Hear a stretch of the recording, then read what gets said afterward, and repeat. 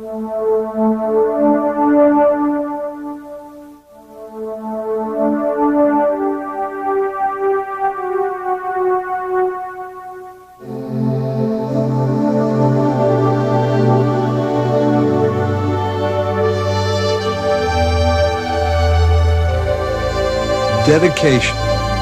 hard work, self-sacrifice.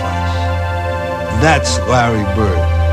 Nobody does it better than Larry Bird. Hi, I'm Red Auerbach. Along with Larry Bird, we're going to show you what it takes to play winning basketball. Over the years, the game has changed. Used to have the two-handed set shot, went to the one-handed shot, the jump shot, the hook shot, the sky hook, various dunks, or whatever. But one thing has never changed, and that's fundamentals. Fundamentals are fundamentals. Remember, all you're trying to do is take a round ball, stick it in a hole more times than the other guy.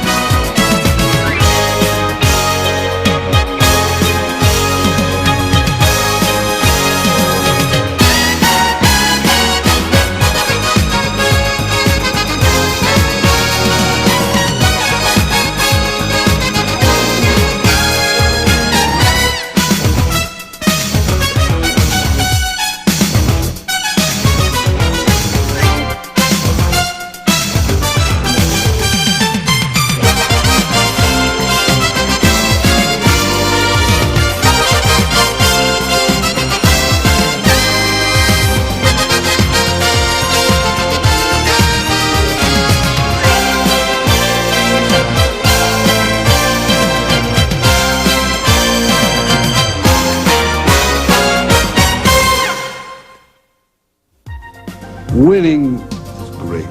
It's great to be a winner. Remember, if you sacrifice and you play hard and you win, you go all summer long with your chest out. I was a member of a winning team. That doesn't mean that if your team doesn't win a championship, that you can't be a winner. You can, but you've got to be willing to pay the price. You've got to work hard. You know, when practice is over, you take some of these fellas, they just go home. But the great ones, they'll stand there and they'll shoot. And they'll work on individual skills. Now, if you're willing to pay that price, you're going to be a fine, fine basketball player.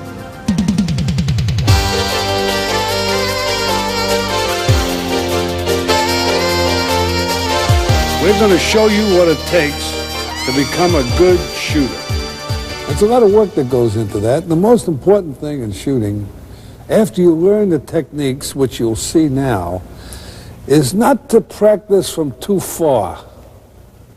See, because then you get into bad habits. A shot becomes a throw. When I was a young kid growing up, I can remember guys at a young age of about 4, 5, 6, 7th grade, something like that. Everybody wanted to make a half-court shot and stand out there all day doing that and never get nothing accomplished. And three-point line's the same way. Kids want to become three-point shooters instead of the basic 15-foot or 10-foot shot. When I go out and shoot around by myself, anywhere, before a game in the summer, I always try to start out about 15 foot from the basket and work my way around the perimeter just so I can get loose and then maybe go a little bit further out or a little bit closer. What I try to do, just come out and get good rotation on the ball, get the backspin, try to get a good release, and I always focus my eyes on the rim before I shoot the ball. I feel if you don't do that, it's like shooting at a moving target. Larry, hold it a minute. You were talking about different things about shooting. What about your balance? Balance is very important. What I try to do when I shoot the basketball, Red, is keep my feet planted towards the basket or somewhere close. When I shoot the ball, when I'm warming up or just out here, if I have a wide open shot in the game, it seems like I always have my right foot forward. And when I go to release the ball, I use this as balance more so on this and this is just to get me up on my toes when I shoot it. And you bend your knees, right? Right. I think that's very important. Now, is that according to distance or according to just natural? I think it's distance. The further you're out on the court, the more bend you're going to get, the more ump in your takeoff. But I think that it's very important to have a good balance, and you got to be down at all times to give you some flexibility. All right, now, what about when you shoot the ball? What do you do about holding the seams or the backspin? Why do you do that? Well, I try to get my fingers into the seams every time I shoot the ball. It's not possible every time, but if I got time, somebody throws the ball, if I got time to make the adjustment, get my fingers on there, I think it's very important because one thing, the distance, I feel the further I'm out on the court, if I get my fingers in there, it gives me a little something to hold, to push off. I also feel that I can get better rotation on the ball, which I think is very important because if you get good rotation on the ball, if it hits the rim, it's going to bounce around, give you that extra bounce maybe up there to fall in. That's what they talk about, you know, the good shooters seem to be lucky shooters, but Right. There's a reason for it. That's true.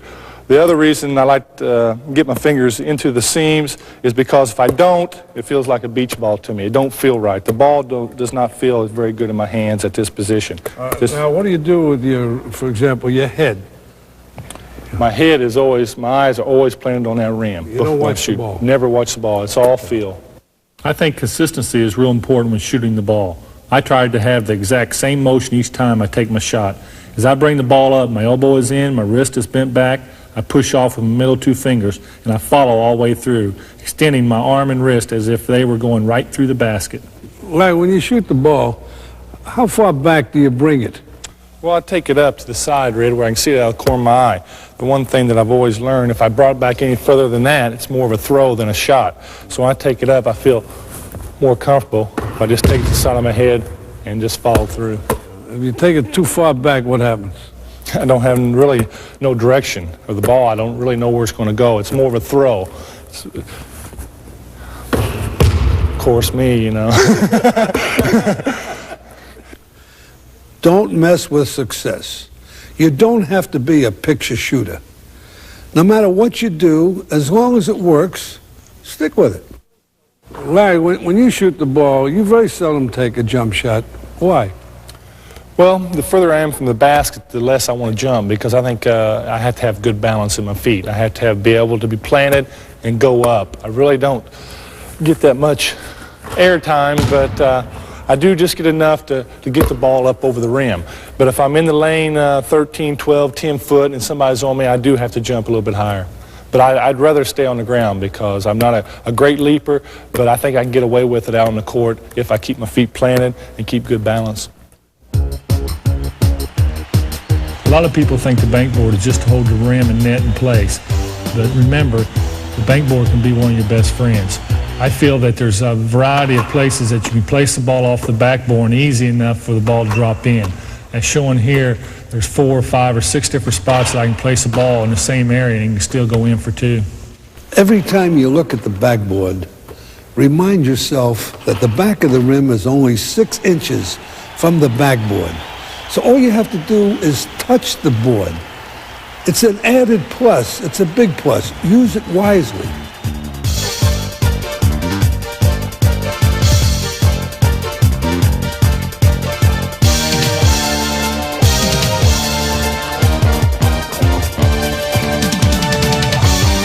All right, hold it. The most basic shot in basketball is the layup.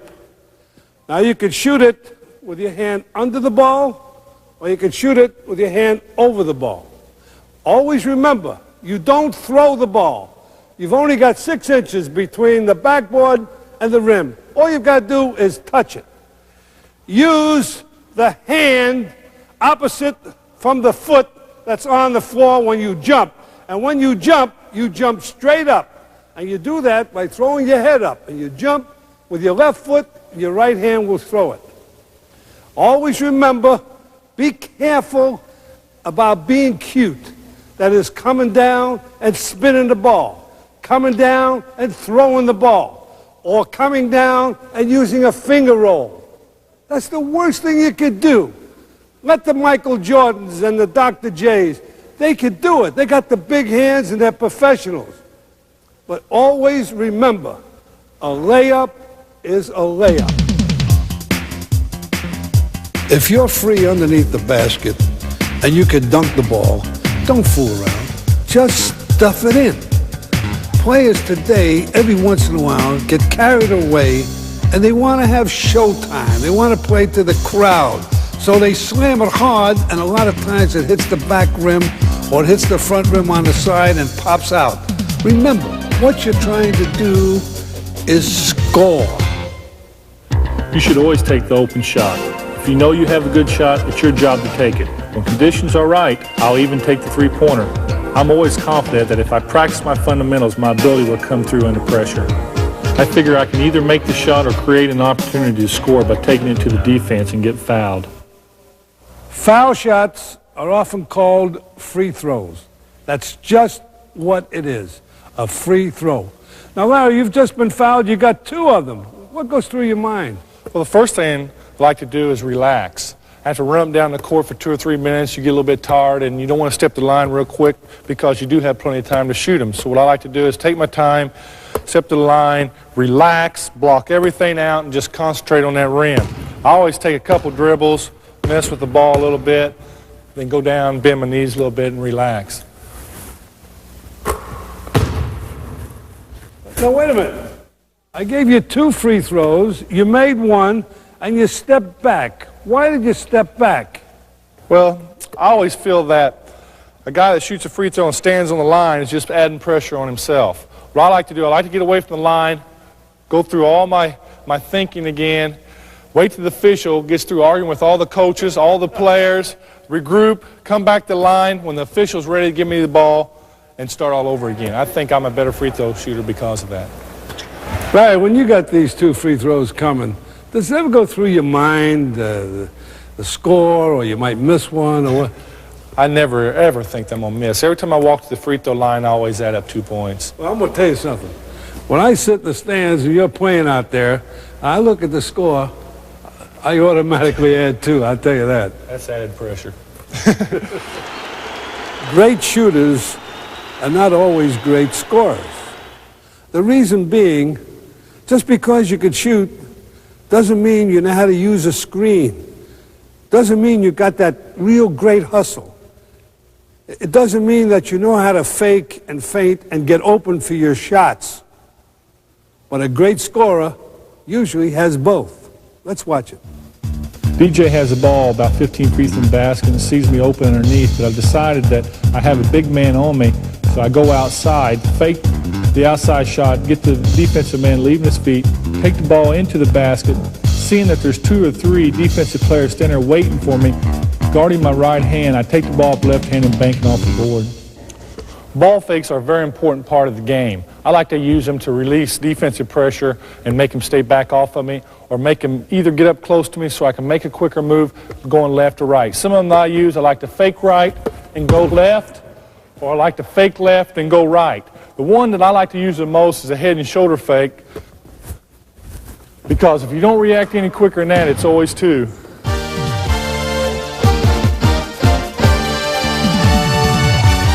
Here Dennis Johnson is giving him room. To get him off balance, I have to fake right to get him leaning that way so I can go left. Take 1 dribble to the basket and go in left-handed for 2 points. Here the defense isn't too tight, so I try to make him think with an up fake, and then I give him a hesitation move to freeze his motion, and then I take it strong in the hoop, driving past him with a running left-handed hook. Sometimes ball fakes is not enough to get the open shot. That's why you need your teammates to set a good screen for you or a good pick.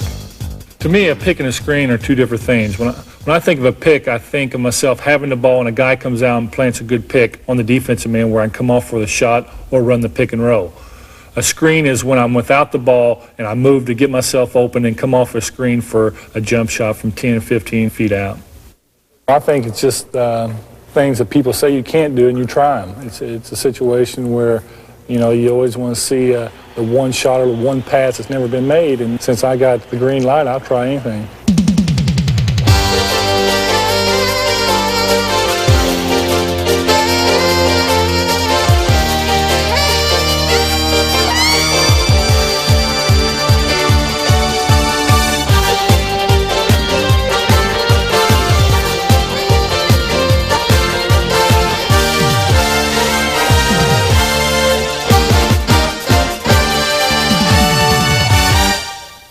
I usually like to ride to the game by myself. I can get more out of it, and it's one of them times of days where you're by yourself and you can think a little bit better, and you can anticipate a little bit what you're going to do out there. Just like tonight, I know who's going to guard me. I know I can come off the picks and get a little bit better shots, and I really don't worry about it. I sort of just let my ability take over when the game starts, and that's what happens now. I just go through some small things in my mind, some real minor things, but once I step on the court, I just let my ability take over.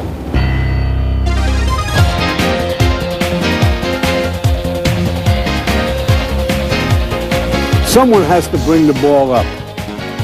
Somebody has to pass the ball and get it in the hands of the guys that can shoot it. But the way the game is played today, everybody has to know how to dribble and drive.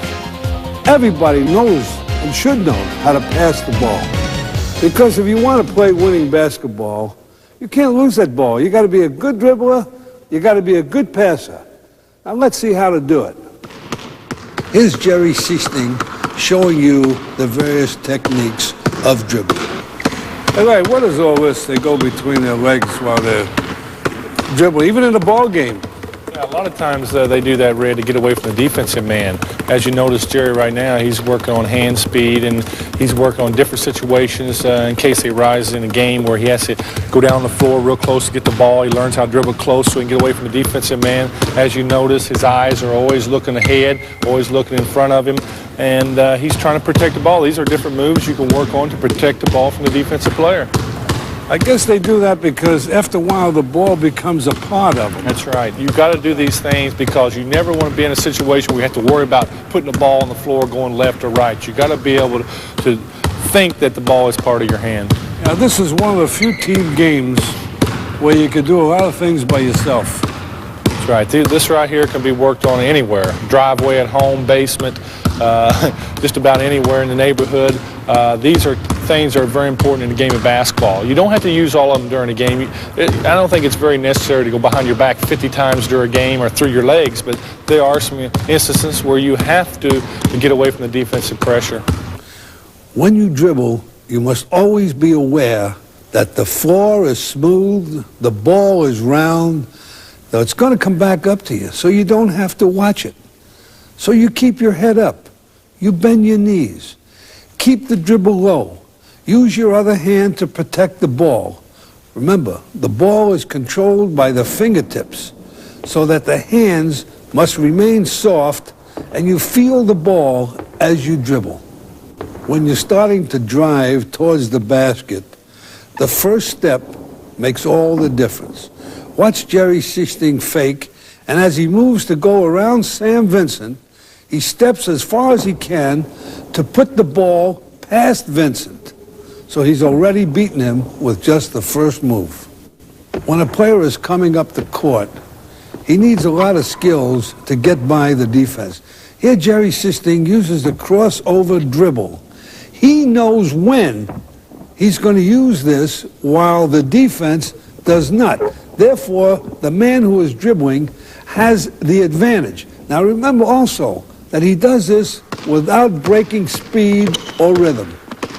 When a man overplays him on one side, he just puts it behind his back without breaking rhythm and keeps the dribbling. Well, here's Jerry coming at Sam, and he's going to execute a spin move. Now, you must be careful when you make that move because your back is towards 4 other defensive players, one of whom could switch and cause you trouble while your back is to all those defensive players. All right, let's watch Sam bring the ball up. You notice he went behind his back without breaking stride, just as Jerry did, but he stopped for that jump shot. Now, only he knew when he was going to stop. That's what makes it such a powerful weapon. The defense has to guess when he's going to stop. Great penetrating guards like Isaiah Thomas, Magic Johnson, or many years ago, the great Bob Cousy. They know that when they penetrate into the paint area, they can either take it to the hoop, or if they draw a man over to them, that is their double team, they can dish it off. But they'll always find a way to take the shot or hit the open man. Nobody can run as fast as the ball can travel through a pass. Therefore, the best way to beat the defense is to pass the ball. And you don't have to be fancy to be effective. Remember, no pass is a good pass unless somebody catches it. And the most basic pass is the chest pass. When throwing a two-handed chest pass, remember, always step towards your target. When throwing the basketball, when you release it, make sure your thumb's always pointed down and the ball has a little bit of backspin on it. The bounce pass is executed like a chest pass, except the ball bounces about 2/3 of the way towards the receiver, so it bounces up to the waist of the receiver. This pass can be used when you're getting a lot of defensive pressure from a single or double team. To throw the hook bounce pass, you must step around the defensive man so that you get outside of the defensive pressure and throw a sidearm pass to the receiver. Here's something to avoid. As I see Danny Ainge cutting to the basket, I throw him a sidearm bounce pass. As you can see, I threw it behind him and the ball skidded on me, costing us an easy 2 points. The overhead pass is typically used to inbound the ball or often to feed a pivot man. A variation is a jump overhead pass. It is used only when the man is wide open because it is such a dangerous pass. Because anytime you leave your feet, you better have a target to throw to, because if not, you could get stuck in the air and always get called for traveling. When throwing the baseball pass, it is a very dangerous pass because you just have one hand on the ball. When throwing the ball, it's much like throwing a baseball. You want to throw it in a direct, straight line to the receiver. When throwing a long pass full court, you want to throw it to where the man can run it down. You do not want to throw behind him, because if you do, he'll have to stop and let the defense catch up with him. The behind the back pass is made by directing the wrist at the receiver from behind your back. This pass should only be used in special instances such as a 2-on-1 break when the defensive man has committed himself and is all over the ball handler. He can go behind his back to open up an otherwise tight passing lane. Go! Touch that line over there. Come on. Let's go. Now you've seen the basic passes. Here's some drills and some games which you could use, which are not only effective in teaching the kids, but they can have some fun. This is a passing drill. It teaches you to pass under stress. There's a guy in the middle who's on the defense, the other men are on the offense. They can't pass to the guy next to him. It's just a simple drill, but you've got to move fast. This is a long pass drill, similar to a sort of a baseball pass. Have some fun. Your head is up, your head is up. Your head up, boom. When you learn how to dribble the ball, the main thing, even passing, the main thing is no turnovers. My philosophy is I like to get the ball in the vicinity of the guy to catch it. I always say once it leaves my hand, there's nothing I can do about it. It's up to the guy that's receiving it. I know. However, he's got to know it's coming.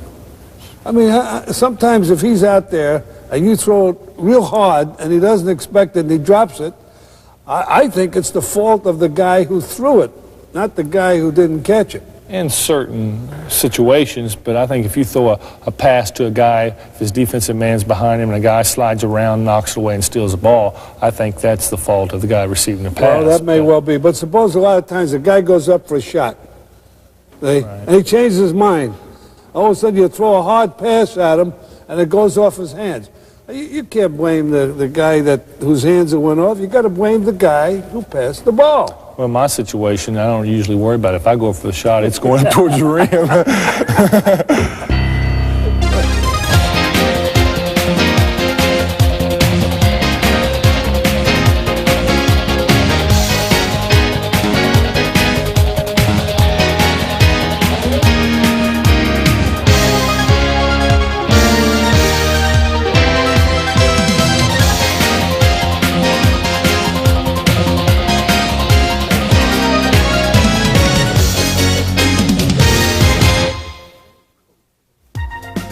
As a coach, fellas come out for the team. Now, what do I look for? Naturally, you look for skills. It's important. But there are a lot of things that you really zero in on, such as hustle. Now, you say, what is hustle? Hustle means you play with great intensity. That ball that's on the floor, it doesn't have any player's name on it. Therefore, it belongs to the guy that's going to dig in deep, no matter how tired he is, and go and get that ball and say, that's mine. And he's going to get it. That's why hustle always impresses a coach. Determination, that real dedicated, sincere look that you're going to give everything you got within you while you're playing out there.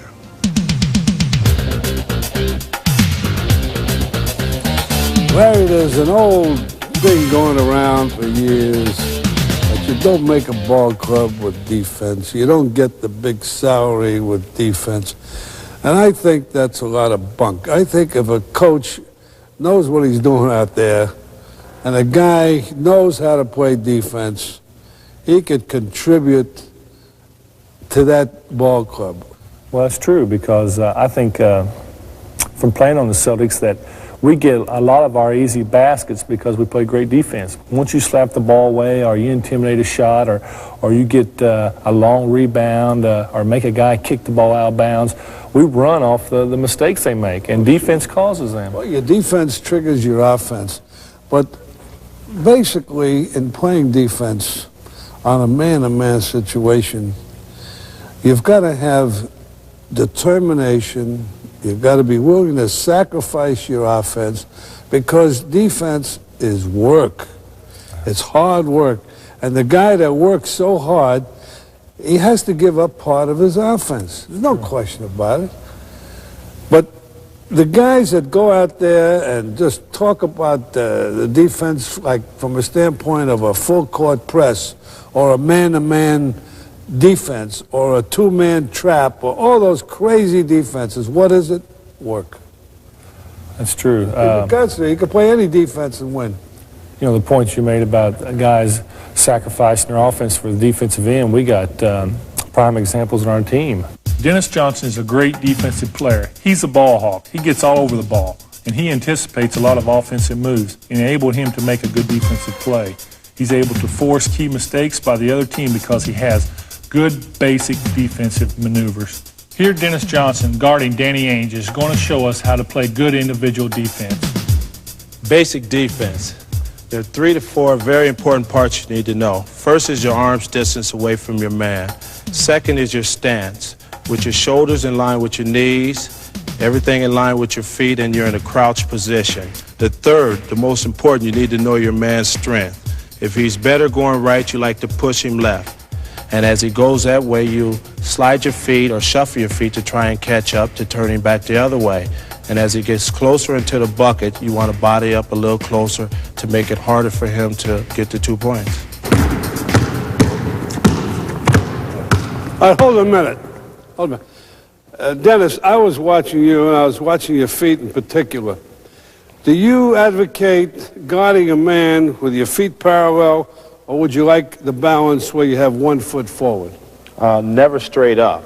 I think always your feet, whether you're shading him left to the right, should be always forward, either this way or this way, to control the offensive player.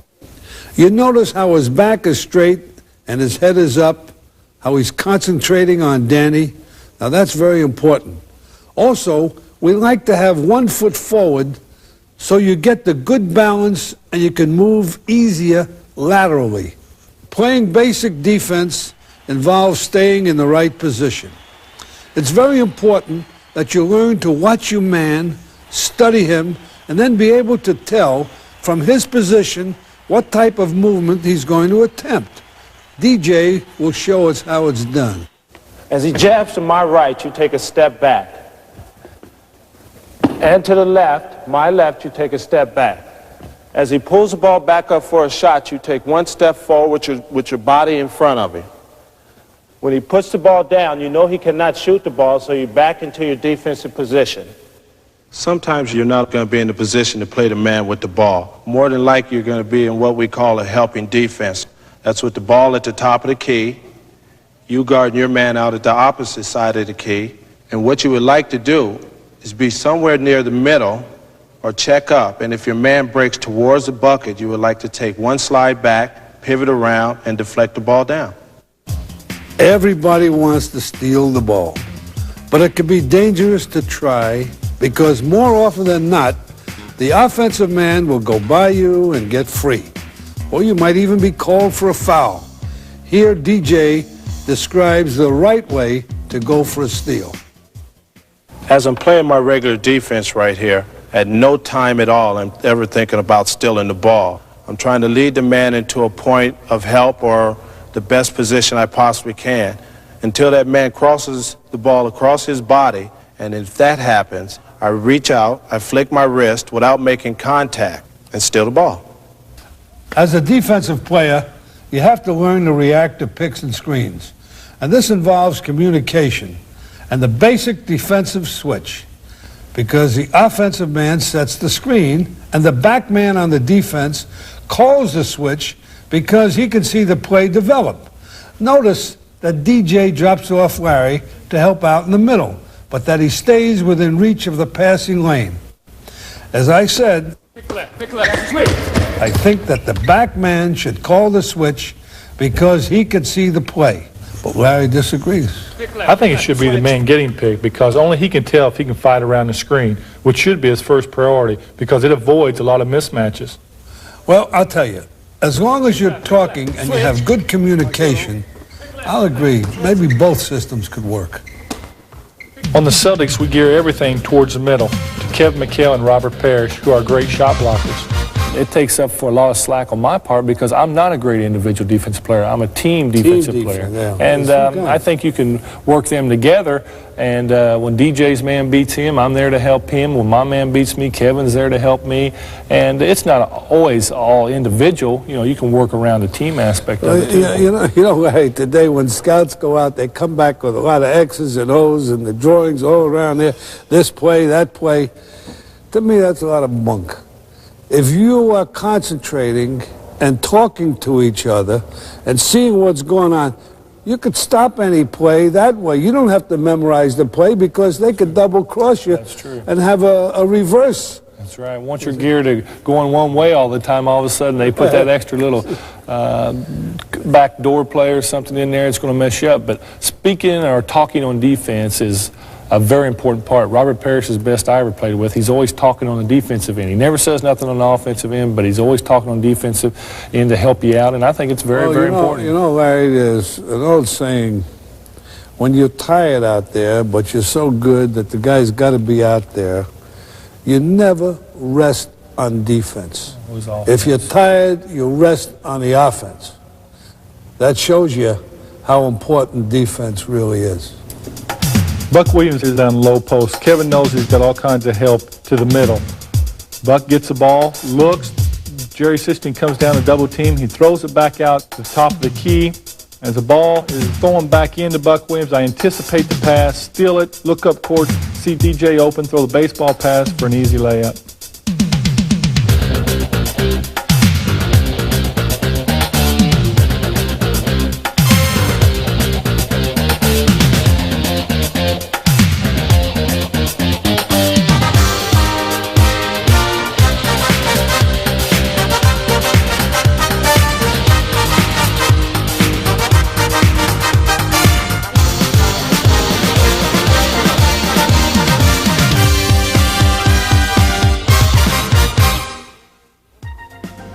Learn all positions.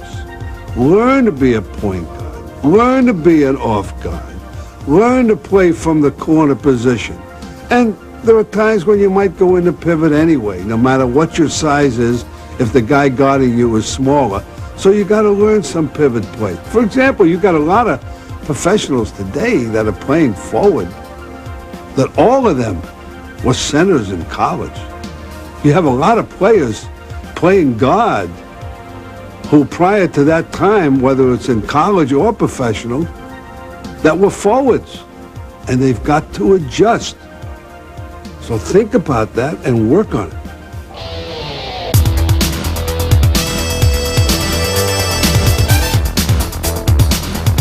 Let's talk about pivot play. Who's going to play the pivot?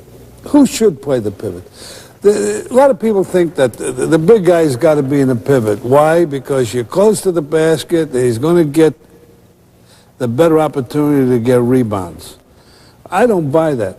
I think the guy to play the pivot is, if he feels when the other team is playing man-to-man that he could take that guy inside and do better. If he's 6'3" and a guy's guarding him as 5'8" or 5'10", he could take him inside, has a better match than two 7-footers going at each other. Every time opposing team that tries to run a play against us and we switch out or something and you get that mismatch, automatically we try to go right to it. I remember years ago they had little guys were the leading pivot men in the country. But today, with the importance of this pivot play and everybody double teaming and sloughing down, it makes the outside shooters better.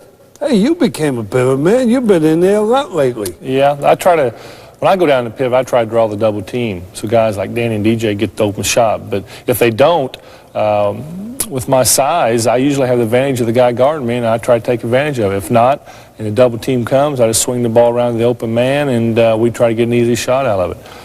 In other words, the pivot play basically should be the focal point, because he could come out and set a pick where you could have a pick and roll, which we'll explain. It opens up everything out on the court. Kevin McHale is a great post player. Oh, he's got every move. They double, triple team him, but nobody in the NBA can shut him down. The objective for any postman is get down on the box, get as close to the basket as possible, so when you receive the ball, you can take the highest percentage shot you can take out there. So in the game, Robert is going to stop me, he's going to get in front of me, bump me, and it goes something like this. I'm coming down here, I get him here, I set him up, I try to cut in front of him, he slides around, I feel his body right here, my hand goes out, ball, basket. Here's a good example of how faking the pivot can be used to get the defensive man up in the air. Let's hear how Kevin executes this kind of maneuver.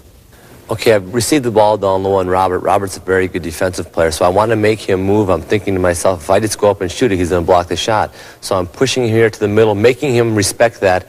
Coming back, right now I'm giving him the head fake because he's in good position. I see him go up. I'm thinking to myself, I got him on the way down. I go up for my jump hook, and that's 2 points. Robert overplays Kevin to the baseline, so Kevin knows the signal for the ball towards the baseline. As soon as he touches the ball, Kevin spins to the basket for an easy 2. If Robert tries to prevent the pass by fronting Kevin, I try to loft the ball over Robert and try to lead Kevin to the hoop.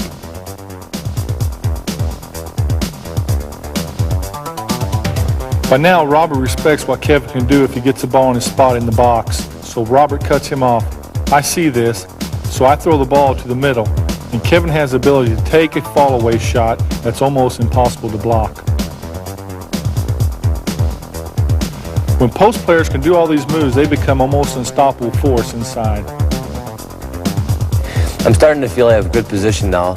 I'm starting to widen out. I'm going to start calling for the ball. Here Larry makes a good move to get Danny off him. He makes a ball fake. He comes up high with the pass. I receive the pass. I see Danny coming down. I do have the option to kick it back out to Larry for the jumper, but I feel confident now in my move. I have a step through, make the defensive man move.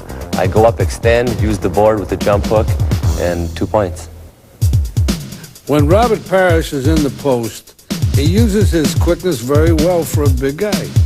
Here, Danny waits for Robert to call for the ball, and Robert, as soon as he has control of the ball, spins around, keeping contact with the defender to go in. As Kevin fights Robert for position, Robert knows Kevin has got to respect both the baseline and the jump shot. So this time he fakes to the baseline, even as he gets the ball. Then he spins all the way to the middle for a hook shot. Danny knows that a defensive man will often watch the ball and take his eyes off of his man. So here, as I'm guarding Danny, as soon as he throws the ball, Danny makes a quick move to the basket. Robert sees he has a step on me and dishes it off for Danny for an easy 2.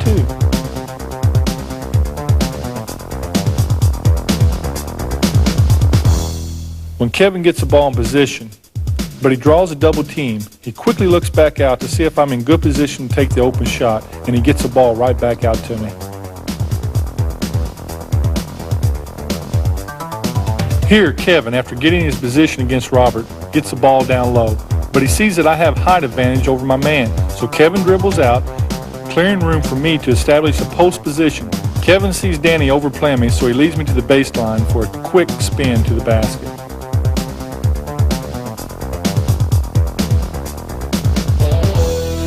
The pick and roll. You've heard it many times. We're going to show you how important it really is. How two men can be the major part of any offense. All the good things that can happen with this pick and roll. Let's watch it. All right, now wait a minute. Now you see what he does. Kevin comes in here to set a pick on Danny Ainge, who's playing the defense on Larry. His elbows are out. He's got good balance. He does not hit Danny. He sets the position. Larry Bird uses Danny on his move. He fakes here, and then Danny goes into him. That's how the pick and roll must be made. And that's how any pick or screen should be made. On the pick and roll, I got Kevin and Danny. Danny's defensive man, Kevin's offensive man. I got so many options off the pick and roll if it's ran right. I got Kevin coming over, setting a good hard pick on Danny. I'm going to fake baseline, take a couple dribbles. If Robert follows me out so I don't shoot the jump shot, I got Kevin with Danny on his back, and all I have to do is lead him to the basket with the ball.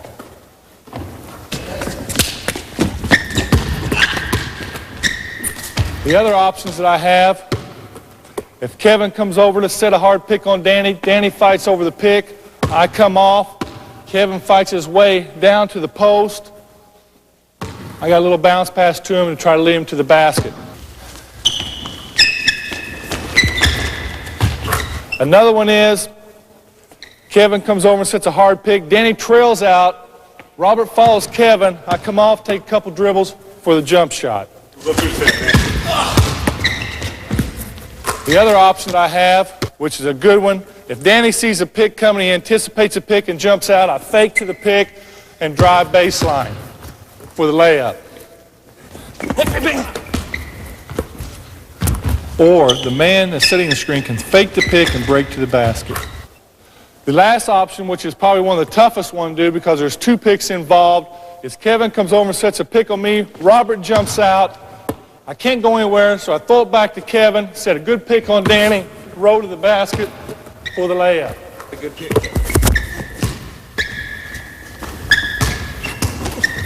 Oh, there it is. See? Well, now you've seen the offense. How do you stop it? Let's watch it. All right, hold a minute. Now, in defensing the pivot, the first thing you try to do is not to give the offensive man the spot that he likes. Robert is guarding Kevin McHale, therefore, he knows he likes this spot. He won't give it to him. All right, now, Larry has the ball. Now you go in the pivot. How would you play him? Now you notice he's on the side. See, some coaches always stay on one side. We don't do that. We like the idea of staying on the side until the ball gets in the middle, and then Robert could help out in case anybody's driving through the middle. Now watch Larry where he moves. When he's got the ball there, Robert is here. Now move, Kevin. All right, now he's moving again. Now, if Larry gets in the middle, he's got to go over this guy and fight him and take the other side. Now also, come back here a second.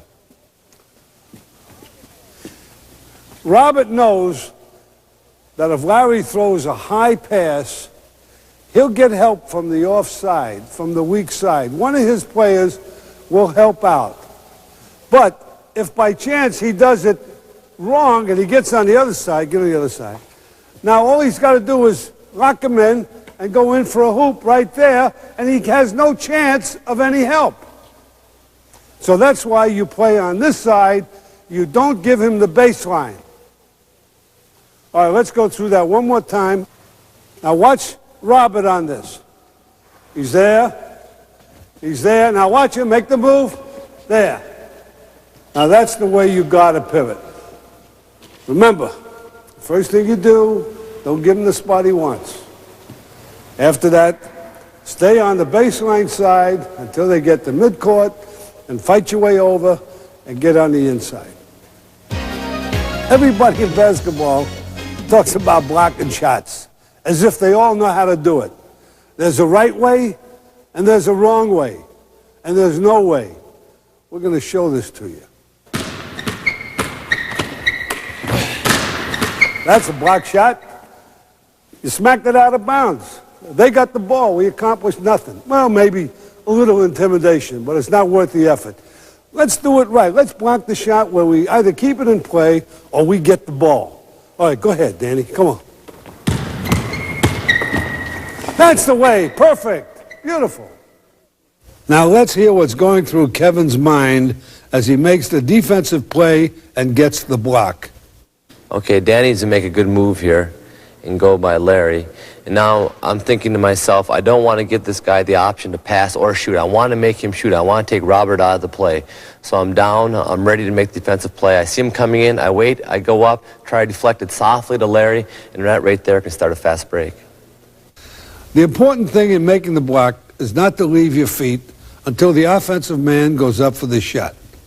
You have to stay on the ground and only go up when the man with the ball does.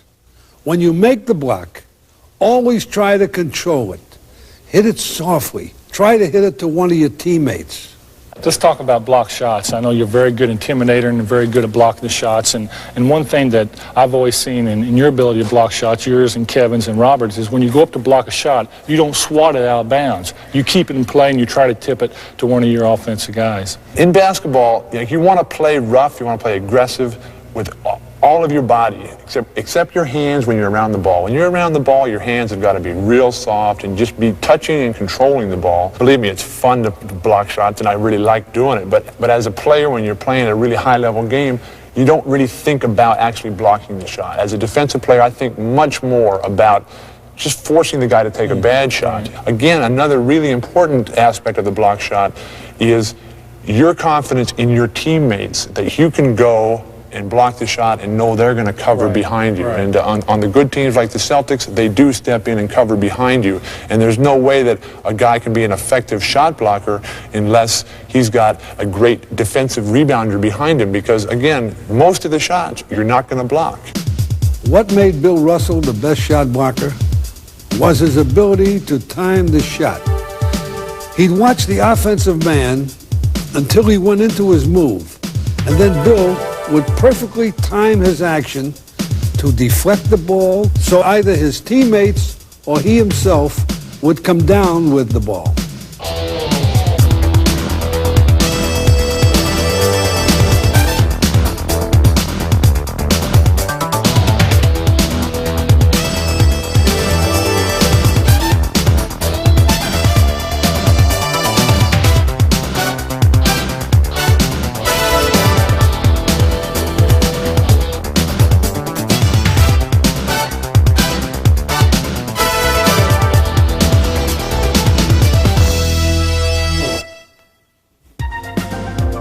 To be a champion, you've got to feel like a champion. And you've got to make people look at you like you're a champion. Now, this may involve a dress code. You know, wear a shirt and tie and have a little class. I think it's very, very important. You could say, well, what does it actually do as far as putting the ball in the hole? I don't know. But it's just something that lifts everybody up, and I think it has a lot of value.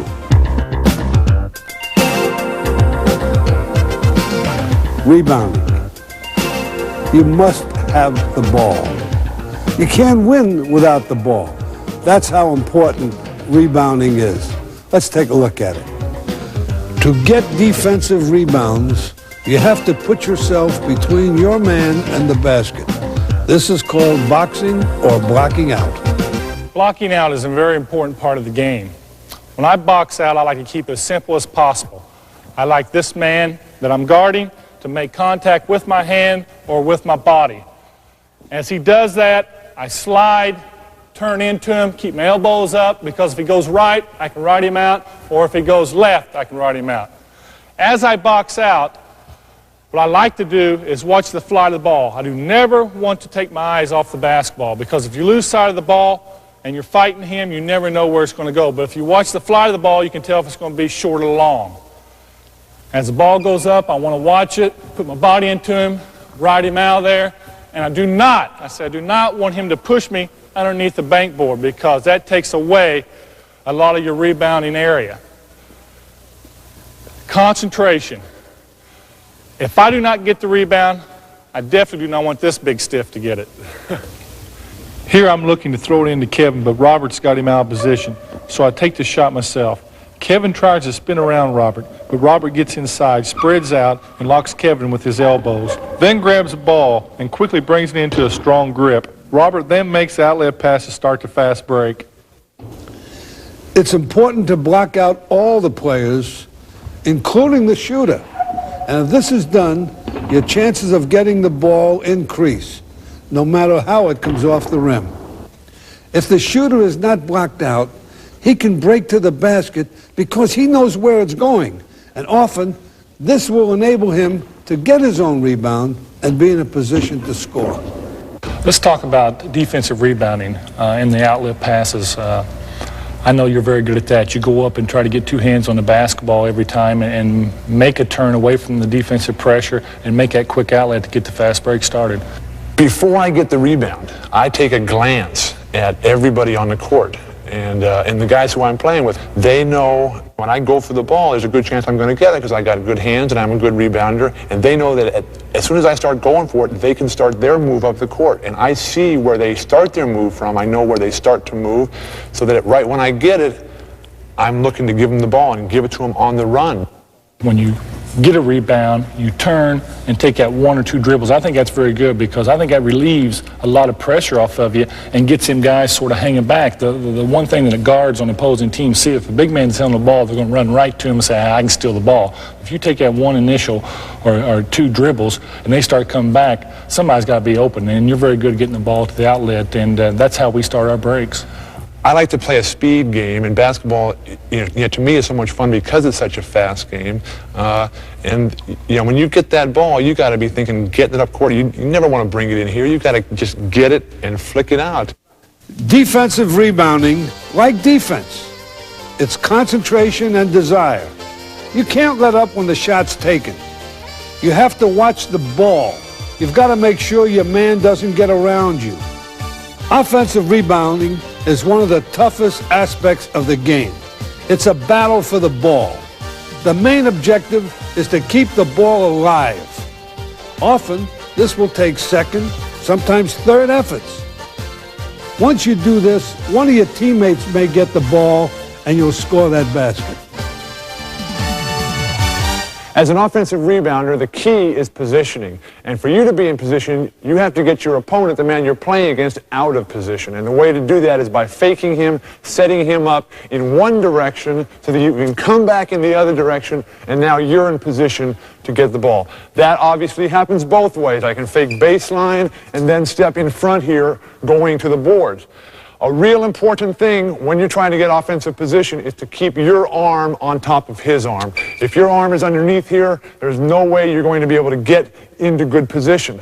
On the other hand, if I fake here and then come back here and I'm able to get my arm over the top, then I have a much better chance to get in front and get the offensive rebound.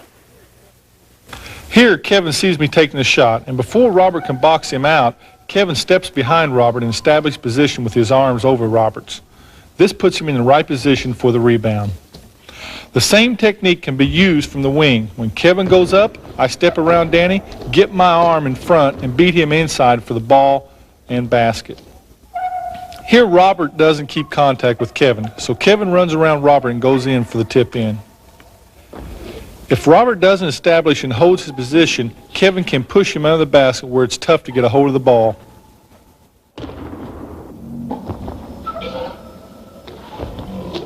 As I shoot here, Robert boxes out Kevin, but Danny watches the shot going up, giving me the opportunity to follow my shot and get the easy basket.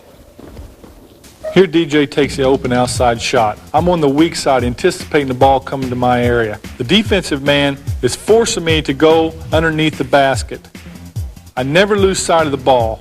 Once I'm underneath the basket, I keep my eyes and my body in position to make the tip. As I've said before, rebounding is so important because you can't win without the ball. Don't take rebounding lightly. Next to shooting, rebounding is the most important fundamental of the game.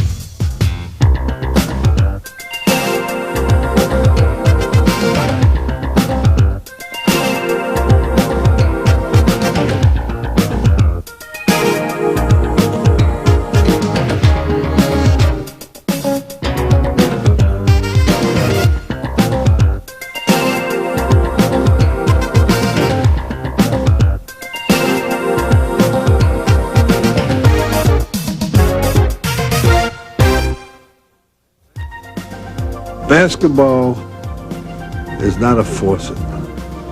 You can't turn it on and off. A lot of players make a team. Now they say, hey, I got it made. I'm one of the stars. They go to practice. He goes through the motions.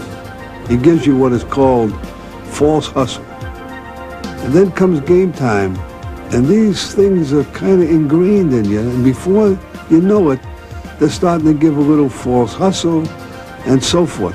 So the thing to remember is you play as you practice. You've got to practice hard if you want to play hard.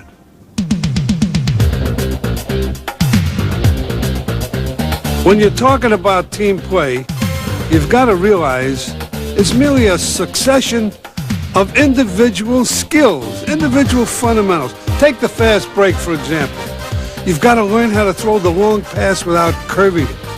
You've got to learn how to run at full speed, catch the ball and put it on the floor or put it in. You've got to learn, whether it's a set offense or even on a break, how to set a proper screen. You've got to learn how to dribble the ball effectively, like when you're going to the basket and you might dish it off. You've got to learn how to take the shot, that is, receive the ball in position to get that quick release. All those individual fundamental skills is what makes team play.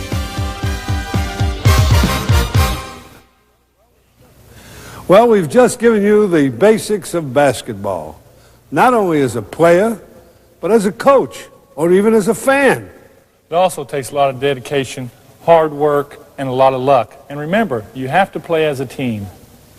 And that is winning basketball.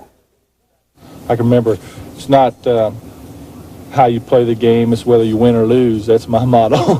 And, you know, you can go out there and struggle and not play very well, but just as long as you win. And I know a lot of coaches and say that it's not important to win. But in my situation, it's my life. I got to win.